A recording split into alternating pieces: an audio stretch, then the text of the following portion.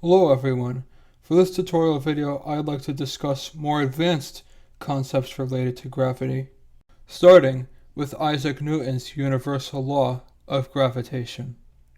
Before Newton's time, many people thought that gravity just caused objects to fall straight down and no other direction. However, according to legend, Isaac Newton was bonked on the head by an apple one day, and as he looked up, he knew, because objects wanted to move in a straight line with no forces acting on them, that there must be some force holding the sun relative to the earth, or the moon depending on the time of day. He proposed a theory for the exact way gravity works, is that it is always an attractive force between two bodies with mass, and is proportional to the masses of the objects attracting each other, and inversely proportional to the distance, so the effect of gravity is weaker the farther away you are. However, gravity tended to be strongest at whatever the object's center of mass was, and was not equal throughout the whole object. Although this seemed to be logical based on his everyday observations, it was only a theory and an incredibly hard one to believe at that. As for example, the quill pens didn't seem to get attracted toward the tables they sat on, so explaining it as a universal attraction between all objects seemed a huge stretch. However, it was not until well after 100 years after this theory was established that another genius by the name of Henry Cavendish verified this was true using two lead balls balanced on a seesaw-style lever and isolated away in a glass box to keep it away from other factors, such as wind. He then used two much less massive balls on a second lever that was also isolated in a glass case. He noticed the smaller balls seemed to cause the lever they were sitting on to twist all by themselves, but it was actually the gravitational attraction between the bigger balls and the smaller balls. He could measure himself the radius between the small ball and the large ball, as well as weigh the masses of these two balls.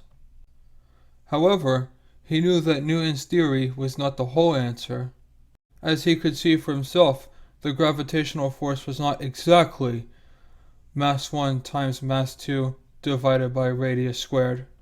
So he added a factor that would compensate for this, and this is known as the universal gravitation constant, capital G, which he could see was about 6.67239 times 10 to the negative 11 Newton meters squared over kilograms squared.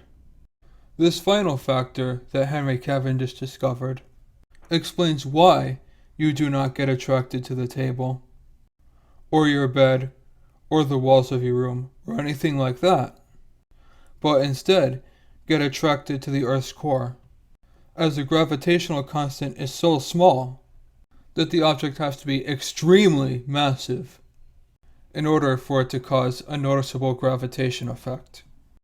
This universal law of gravitation formula also explains why lowercase g is 9.8 meters per second, as the Earth's mass is about 6 times 10 to the 24th power kilograms, and the Earth's radius was determined to be 6,357 kilometers from before Newton's time. So we get force of gravity equals gravitational constant times mass of something like a table or a human being, depending on what you want to study, times the mass of the Earth divided by the radius of the Earth, i.e. the radius from its core to its surface. And then we solve for acceleration by dividing force of gravity divided by mass to get acceleration by itself, in this case the mass of the object being studied, and we see that it experiences an acceleration of approximately 9.81 meters per second from plugging in the numbers in the universal gravitation formula in Newton's second law. However, one caveat to notice is that universal gravitation decreases with the r squared, so a greater distance has a much greater impact. This means that the force of gravity in object fields is not a constant thing, but rather depends on the location relative to the core of the Earth. For example, you will feel gravity weaker at the top of a mountain versus down here where you are much closer to the core. However, an acceleration of 9.81 meters per second squared is usually a convenient answer for everyday purposes, as most of the time the objects are close to the surface of the Earth. Now that I've rigorously explained the universal law of gravitation and how it works, we can transition from solid mechanics to fluid mechanics, starting with a basic physical definition of pressure in the next tutorial video.